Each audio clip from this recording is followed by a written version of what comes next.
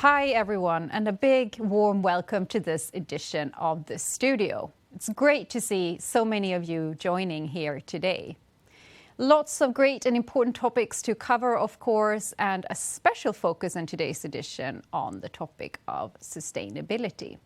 So before kicking that off, let me start by welcoming our CPO Andrea Fuder. Hi, Linn. Great to have you here. So before we get deeper into sustainability, could you share with us some short reflections on last year? I would say we delivered as Volvo Group a solid result and good deliveries in a very fragile supply situation and in an environment with high inflation. So with this as a backdrop, how do you see the evolution and the outlook into 2023? Linn, the order books are still full. We have a high demand in trucks, in construction machines, everywhere. So we have to keep the focus on deliveries, on quality, and like I said before, on costs, that's for sure. But we have also to continue with our focus on sustainability, where we have already done a lot last year, but this year it has even to accelerate because we know this is the decisive decade to avoid irreversible tipping points. And I think this was clearly pronounced with the latest IPCC report, which was published in week 12. Thank you so much. And what a great transition into the topic of today on sustainability. So we have really the opportunity of a lifetime, but also a responsibility that lasts well beyond our lifetimes. This sounds challenging, but there is a huge opportunity to grow because business growth is green. Business growth is happening in the area of sustainability.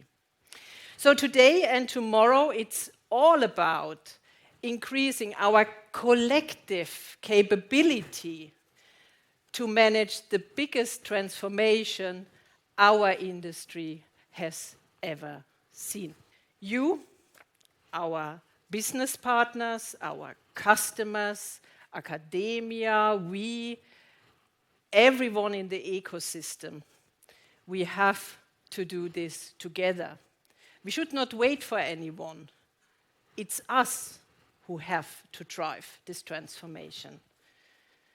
And it also takes brave leaders who dare to take decisions, perhaps not knowing everything. Let's now zoom in on our decarbonization journey. We have some very clear targets and ambitions in Volvo Group to be net zero by 2040. Let's take a moment to listen to Johan Rockström, a well-acclaimed scientist in the global climate area. We've been looking at some of the knots that need to be untied here. And of course, one of them, and by the way, this is a document that we release every year to the climate negotiators called the 10 New Insights in Climate Science, the 10 most important updates on science for the climate negotiators. We're working on the 2023 version right now. But not surprising, and that ties back to Martin's point earlier about that we are no longer in the age of averages, that now is a time to recognize that we are going to be successful. We need to start scaling and move exponentially and go into the deep end of the pool to have transformative actions, which means breaking some barriers and going away from incrementality and let's say, business as usual trajectories. So who are the companies? Who are the value chains that are brave enough to step out and start moving as frontier actors?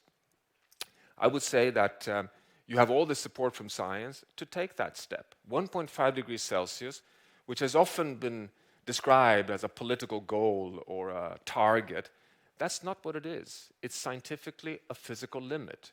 We have more and more science showing that 1.5 degrees Celsius is a real climate planetary boundary. But we're moving on a pathway that takes us to 2.7 degrees Celsius by the end of this century. So what we're talking about, even for a safe Paris landing, is a sustainability transformation. We have technologies to succeed on the energy transition. I think that's the topics that you are so familiar with, but we have scanned this. We work with many projects like the Project Drawdown, the Exponential Roadmap, the Science-Based Target Initiative. I mean, I don't have to dwell on this. It's no fantasy that we can reach net zero by 2040. It's no fantasy that we can feed humanity within planetary boundaries. It's a question of deploying technologies, policies, practices in the right direction.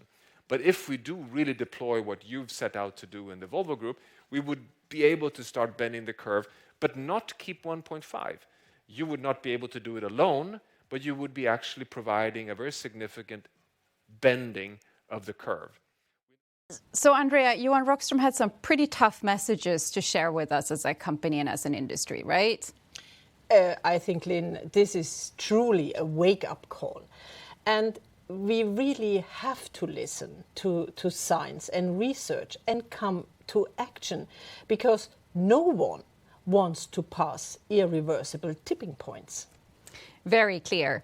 And sustainability is, of course, top of the agenda for many, many companies right now. And it all starts with the view and the commitment from the top. So let's now listen to Martin Lundstedt, our CEO, and our EVP Kina, Wileke. What are your reflections on how we really build this collective ability for a sustainable future?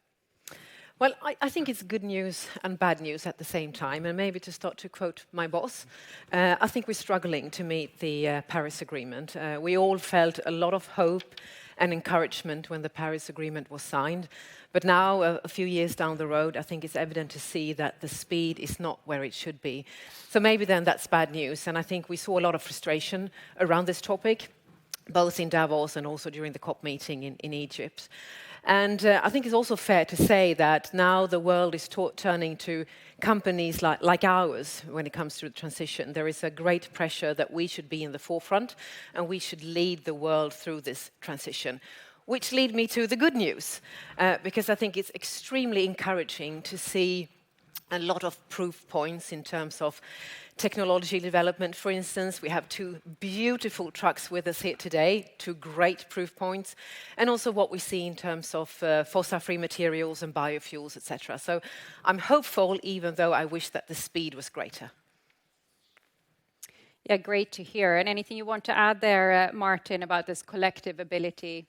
No, but I mean, we have one liner that we are utilizing, and we are trying to live up to that, and that is that partnership is the new leadership. And the simple meaning behind that is that we have a strong belief that when we look at the necessity of end-to-end solutions now, and we will come back to that more in depth during the day here, it means really that we need to cooperate in a completely different ways that we have done in the value chains before.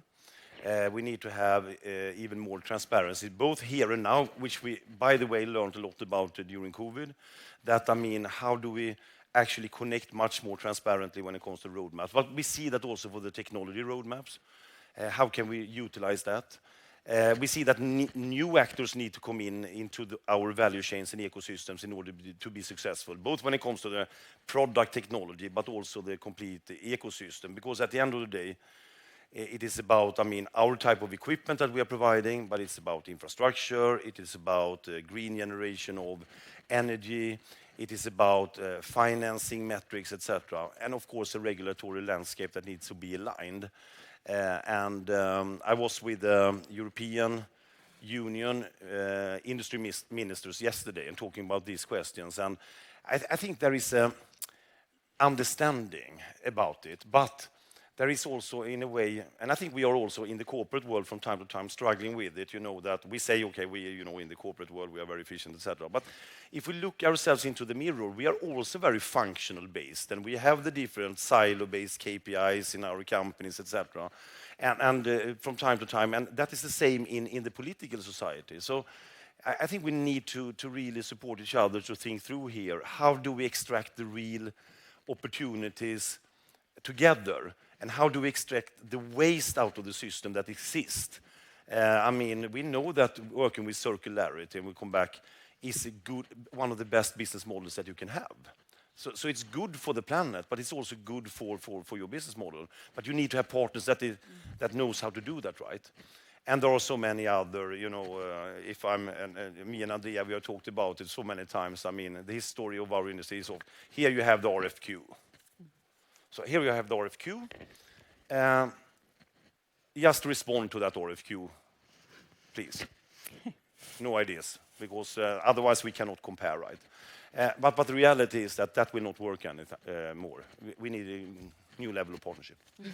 The two questions that I talked about, I mean, logistics and transport will continue to increase in the world. It needs to be considerably more sustainable. I think it's a fantastic opportunity for our industry to attract talent, to work together, to do our part for the future. So Andrea, Kina and Martin are very clear. We're moving too slow, and the world is really looking to us as companies to take a stance. What does it mean for us? First, very simple. What we've done so far is not enough. And we have to speed up, because this is an opportunity of a lifetime. You know, the growth is green, but of course it is as well a responsibility which lasts well beyond our lifetime. So talk me through the Volvo Group commitment. What is it? What does it mean? Volvo Group has done a quite bold commitment. We have said until 2040, we will have a net zero greenhouse gas value chain. And this includes everything, product in use at our customer and as well our whole supply network. And talk me through the different scopes and how we're decarbonizing across all of that to reach our commitments. I would say the easiest part is scope 1 and scope 2. You know, our own emissions and indirect emissions from purchased energy. And I think here every company is active. But the really tricky one is scope 3, because there it is the CO2 from our products in the hand of our customer. And of course, this is what we attack with all these huge investments in new technologies, battery electric, fuel cell electric, but still combustion engine, but of course run on fossil-free fuels. And then it includes the whole decarbonization of the supply network. And this is a massive focus area to have. Absolutely agree to that. And to get more of a sense of this, let's look into a discussion that you had with your colleagues Jens Holtinger and Lars Stenqvist on how we decarbonize across the entire value chain. Andrea, we have set some bold ambitions to reduce our environmental footprint. How do you see this materializing in our everyday work? I think it is exactly what Martin was in before, that it comes with clear targets. And based on the science-based targets, of course, as all of you know, we have the scope 1 emissions from own operations, own plants, sites, and we have also included our complete dealer network in that. Then scope 2, indirect emissions, for example, from purchased energy. And I assume that all of you are very deep into 1 and 2 scope, right? But then comes scope 3, which is the most complicated one, because there is all the other emissions upstream and downstream. Jens, you have most of the emissions for scope 1 and 2. From a manufacturing point of view, what are we doing in our own operations to secure a net zero value chain? First of all, we challenge ourselves very hard to get to zero already by 2030. And there are 2 areas, I would say. One is, of course, to exchange fossil energy to fossil-free energy. And here we are cooperating with a lot of you around here. And we need to find ways also of local energy production to really clear that out. So we need to shift then the energy mix, of course. The second part is also to change some of our industrial processes.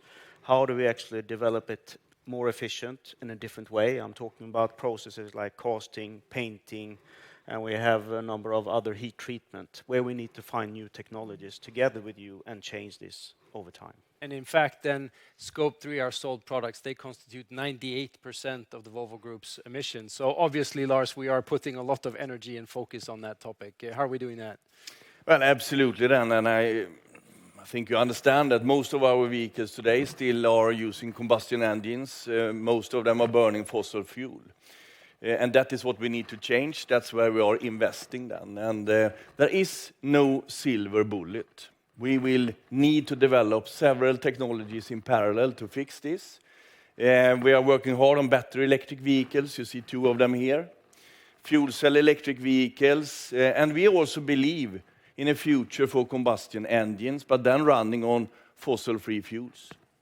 I think it is very clear that investing now so much in our tailpipe emission reduction, of course we want that all our products come with zero debt to the planet before they start their zero emission transport or infrastructure work.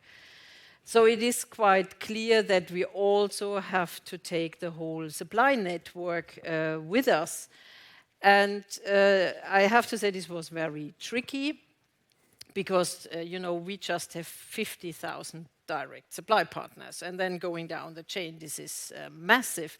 And therefore it's important that we start now with full force, and we have set these targets. Of course, this is a trajectory. The target is, of course, to do it as quick as possible. So that then 2040 we are aligned with our Volvo Group overall target to have a net zero value chain. And then towards the 2030, then we really need to see that we are starting to move in what we call the CO2 hot spots. Steel, aluminium, plastics, electronics and batteries. We really need to see movement towards 2030 and then step by step towards the 2040. But this is realistic, Andrea. And it also, of course, means that it starts with how raw material is coming from the mine, how each and every production step look, and also how goods are transported to us. Sure. Sounds very fact-based. And Jens, talking through perhaps some of the actions we need then in place to address this, the levers that have been identified to address our decarbonization. Can you mention a few examples? Absolutely, and of course the levers we are looking into is very much around, of course, renewable energy, but also process efficiency, reduction of material waste, but also the use of recycled materials. How is that coming into play? And most likely, low carbon intensity technologies that needs to be developed. And I mean, just imagine the impact of CO2 if all our upstream processes would be on renewable energy for every component. And I think also the next step is to de-average the sustainability targets. They cannot be on average. We need to go down area by area, component by component, and by that we take step by step to where we need to be. Whether it's in a cab or an engine or a frame rail, it doesn't matter. We need to be at zero in all of them. Sounds great and also very systematic. So Andrea, now that we have this trajectory and we've done all the research behind setting the targets, how will we now work with our supply partners to create actions and joint work around them? Yeah, it is exactly what we do in these 24 hours. We do it together in communication. It's in the past it was a little bit a nice add-on discussion. We talk about quality, we talk about technology, about cost, and and there was another point, sustainability, right? Don't forget it.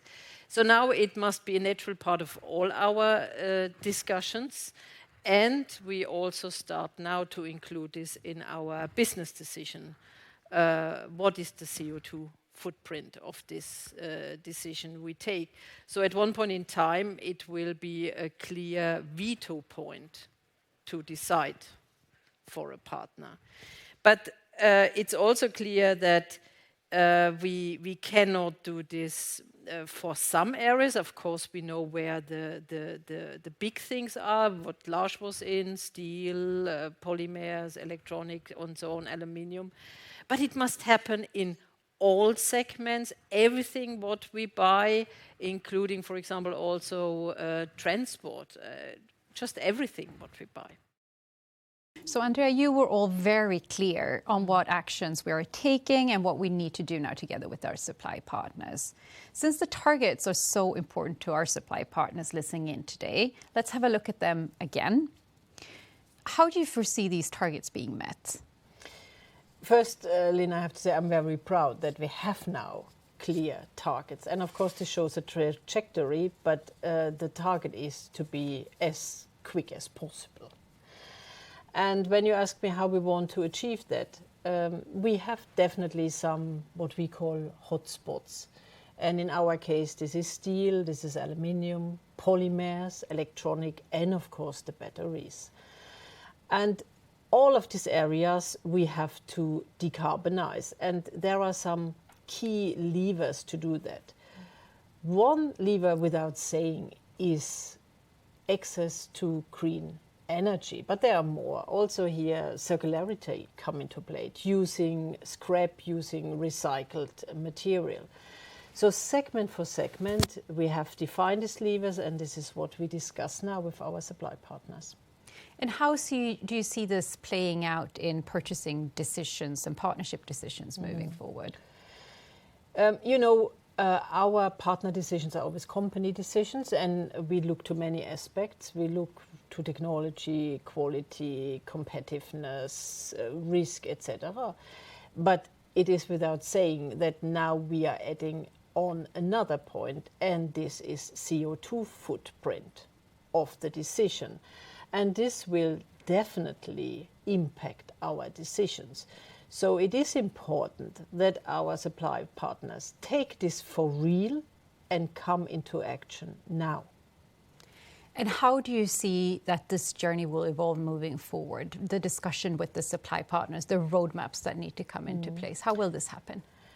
Of course, we will not invent new meetings. I think we have already today good BRMs in place. So in our constant dialogues, this is now a natural part to discuss CO2 roadmaps, to discuss circular models, to discuss human right protection.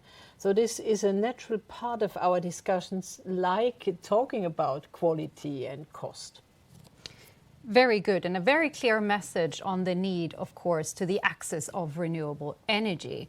So with that in mind, let's hear from Lord Adair Turner on the energy transition. The Energy Transition Commission, we are absolutely convinced that it's now possible to build electricity systems which are as much as 70 or 80% dependent on variable renewables, wind and solar, and to deliver electricity totally zero carbon and at low cost as fossil fuel systems today. That means that the single most important thing to get to a zero carbon economy is electrify, electrify, electrify. Electrify as much of the economy as possible. So Andrea, any reflections on the message we just heard from Lord Adair Turner? Electrification, electrification, electrification. I think my reflections are really that we can only move the needle when public and private sector is working hand in hand together. Why do I say that? I'm convinced we will have the right products, but will we have the right infrastructure around us? Will we have enough access to renewable energy? Will we have the right grid capacity? I'm not so sure. So only when here the agendas are aligned, we can really make the transformation. And one good example, of course, of public and private partnership is the First Movers Coalition. Yeah. Can you share a bit more on the FMC? Yeah, the First Movers Coalition is really super close to my heart because the idea of the First Movers Coalition is really to create collective purchasing demand, to accelerate the investment in technologies which are needed for the transformation. So to make it concrete, if there are many companies asking for fossil-free steel, then there are companies who dare to take the investments in these new technologies. And this is the whole idea of the First Movers Coalition. So I like it a lot, and I think it can really make a difference. And it is private and public because it is supported by companies, but as well by different countries. Really exciting. And I think with that, let's now actually hear from Nancy Gillis, the head of First Movers Coalition. So how do I decarbonize steel? What's that really take? How do I decarbonize aluminum? How do I do so for mobility sectors, such as trucking, shipping, aviation? Those roadmaps said there's a number of technologies that, again, aren't bleeding edge. They're cutting edge. They're there, but in small scale. And if left alone to organically draw forward, you'd get them around 2040, 2045. Well, we don't have till 2040. We don't have till 2045. In fact, the timetable for the First Movers Coalition is 2030.